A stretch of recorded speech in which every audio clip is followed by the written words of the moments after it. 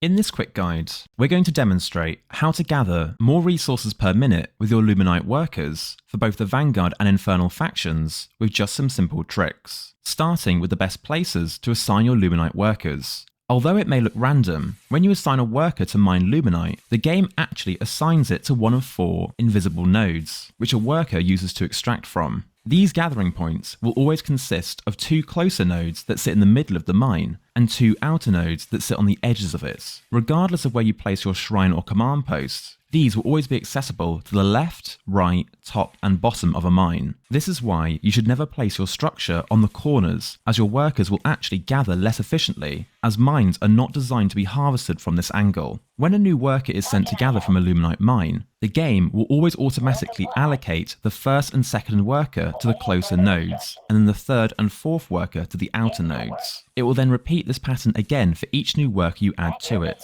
This is very significant, as some of these nodes are more profitable for you to mine, and if we could force the game to assign the workers to the ones we want, we could increase the amount of resources we can mine at no extra cost. Before we get into what nodes are best, it's important to note that the amount that workers are able to gather per minute has changed since the last playtest, as workers now pause slightly when returning their resources, which has reduced the yield of each individual worker. If you'd like to learn exactly how much each individual worker now mines, I'll be uploading a full breakdown video on this soon, which I'll link in the description. For the first 1 to 6 workers on a Luminite mine, the default way the game assigns your workers is either best or on par to any alternative, with the exception of 4 workers, which ideally all want to be exclusively on the 2 closer nodes, which will allow the workers to mine 248 Luminite per minute, compared to 240 Luminite when you have 1 work on each node, which gives you an increased yield of 3.3%. The only reason these closer workers aren't able to mine more is the game reduces how fast workers are able to mine when you have 2 workers on a single node, as 1 or 3 workers are able to mine 4 Luminite every 1.5 seconds, where 2 workers are only able to mine 4 Luminite every 2 seconds. This means that once you get to 8 workers, it is actually best to mine with 3 workers on the outside nodes, and 1 on each of the center nodes. This allows all of them to mine at a faster rate of 1.5 seconds, allowing us to mine a total of 432 Luminite per minute, compared to 424 when using the default 2 on each node, giving us an extra 8 Luminite per minute for free, which is an increase of efficiency of about 1.9%. For 10 workers, it's best to mine with 3 workers on the outside nodes and 2 workers on the center nodes, as this allows us to mine 536 Luminite per minute, compared to the default 3 on the center and 2 on the outside, which only gives us 504 Luminite. This is a massive 32 Luminite per minute increase for free, which is equal to an increase in total yield of about 6%. For 12 workers, the default spread is once again best. However, it is possible to mine an additional 40 Luminite per minute with 14 workers by moving your 13th and 14th worker from the center nodes to the outer nodes to reach your mine's maximum yield of 656 Luminite per minute. Unlike in StarCraft 2, it is not possible to encourage your workers to mine your preferred nodes by moving them nearby and spam clicking them like you would with minerals. However, there are several techniques you can use within Stormgate to swap your workers onto preferred nodes. The most commonly known technique is often referred to as the peel-off method,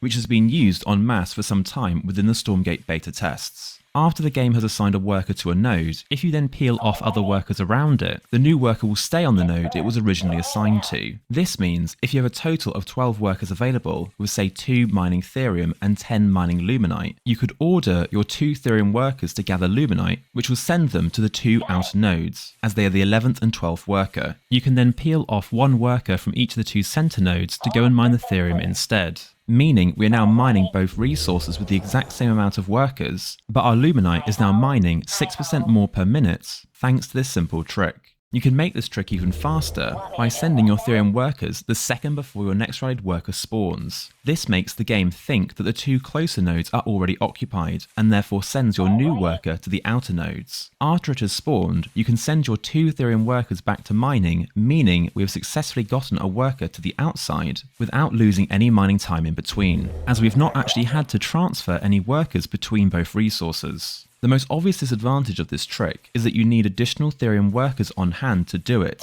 making it impossible to do at the very start of the game with your first 8 to 10 workers. Luckily, there is a new trick that solves this issue that I discovered at the very end of the last beta test, which is something I'll refer to as the return resource method. This trick works very differently depending on your spawn location, but to move a worker to an outside node, all you need to do is wait for a center node worker to collect its resources and start walking back to your base. Then, instead of letting it return, first select it and then press the return resource button in the command card or use the hotkey C. Depending on your internet connection, you may need to press this several times quickly to ensure the command is registered in time, but after pressing this, the worker will return its resources, and instead of going back to the middle node, it will then bounce off onto one of the outer nodes instead. You can make this trick even easier by selecting all of your workers and just spamming the return resource button until the worker you want bounces to the outside nodes, as this won't actually interrupt the mining of workers that do not benefit from this trick. Not only can you use this to get your 9th and 10th workers to the outside nodes as soon as they spawn, but you can also use this to bounce your 13th and 14th workers to the sides as well. What's unfortunate about this trick is that it works very differently depending on the position you spawned in relation to your Luminite mine. The example we've just been through is where our starting structure is to the right of the mine, which is the best spawn for this trick to work.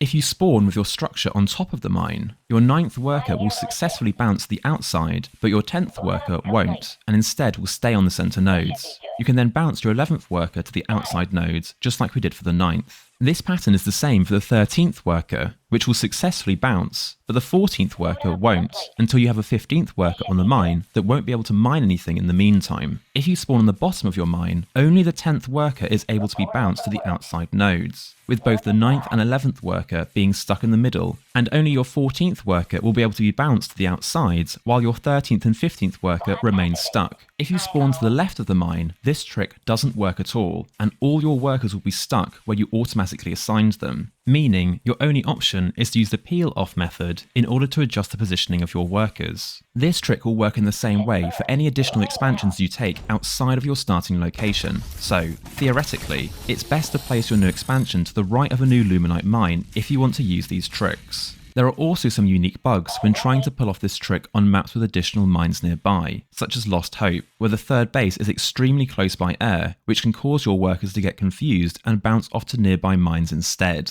This can also happen on maps with 2 Luminite mines in a single base, such as 2v2 custom game maps like the 2v2 version of Boneyard, or such as the 1v1 map Isle of Dread, which is a natural expansion with 2 Luminite mines within it. Despite this, I would definitely recommend incorporating this return resource method as part of your build order, as you are likely always going to be able to extract some value from it in every game you play. If you have any questions about resource and mining in Stormgate, feel free to leave a comment down below and I'll do my best to answer any questions. If you've also noticed anything new when using this trick, let me know in the comments too, and I may make an updated video in the future if new information is found out or there are changes made to how these mechanics work. This is the first video I've uploaded on Stormgate, but I have plenty more planned in the immediate future. Thank you so much for watching, and remember to like and subscribe if you want to help a really small channel like mine, and I'll see you in the next one.